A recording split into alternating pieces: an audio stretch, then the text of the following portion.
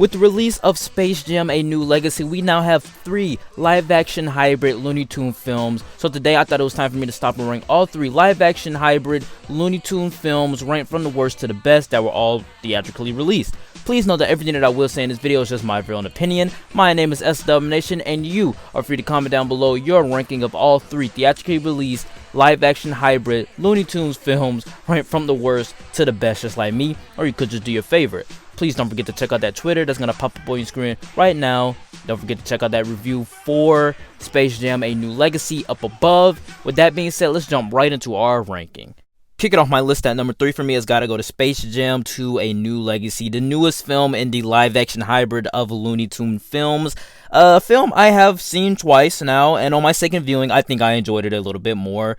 Still a big product placement for WB as well as a marketing gimmick. For some reason, after I watched the film for the first time, I felt as though it was bad, but now I feel as though it's pretty lame. I mean, LeBron James sucks at acting, but the basketball game is very fun and creative. Like, the ending third act is actually pretty creative. I love the concept of it. The CGI in live action is so polished, and while the animation parts suck, the references and cameos are still pretty good, like Rick and Morty showing up. The animation itself in the animated parts is actually pretty good too. I like the fluidness of it. Don Cheadle is a delight as the villain, and the Looney Tunes themselves are just fun to see again on screen. But the first and second acts are the worst to me, but I'd be lying if I said the third act wasn't enjoyable or fun or creative, like I said. But also the villain's motive is very weird and bad.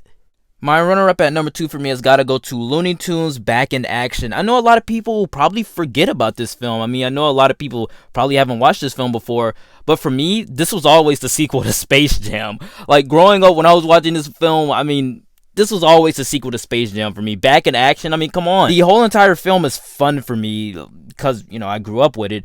But with the 2D Looney Tunes characters living in the real world with actual people as actors, I thought it was actually pretty fun. Just seeing, you know, Matthew Lillard show up as Shaggy. Like, he's talking to Shaggy, the animated version of Shaggy, but he's Shaggy himself. The meta humor inside of this film works a lot.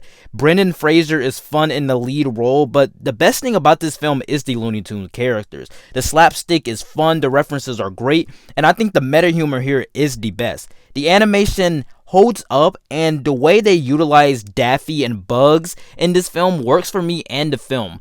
Obviously, this film is bad, but it's trying to keep the Looney Tunes relevant by making them take down Acme with Brendan Fraser and his super spy dad, Timothy Dalton. While all of that makes this film very weird and some of the performances are pretty cheesy, putting the Looney Tunes back in action is just so fascinating to me.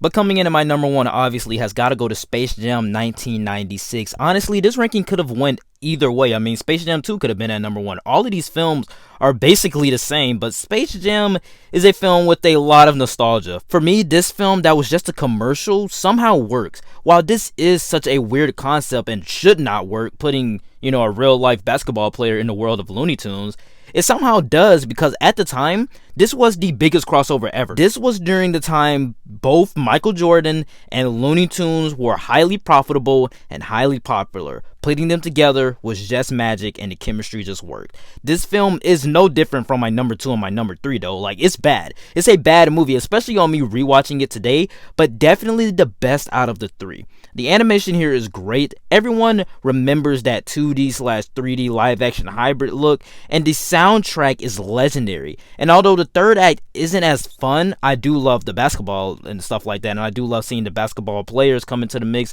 like Charles Barkley. I love seeing the cameos. It wasn't as fun as the cameos and references as the second film, and also Back in Action, and the third act isn't as fun as the second film. But Michael Jordan's acting is better here than LeBron's, even though his acting is bad as well. But Space Jam to me is a classic. Besides the Looney Tunes meta humor and the animation, it doesn't really hold up well. But as a crossover film that started off as a TV ad, it's not really that terrible. Alright guys, that was it for the ranking. Please know that everything that I did say in this video was just my very own opinion, and you're free to comment down below your ranking of all 3 theatrically released live action hybrid Looney Tunes films ranked from the worst to the best, just like me, or you could just do your favorite. Please don't forget to check out that Twitter that's gonna pop up on your screen right now. And also don't forget to check out that review for Space Jam: A New Legacy down in the description below. Like, comment, and subscribe, and I will see you all next time. Peace.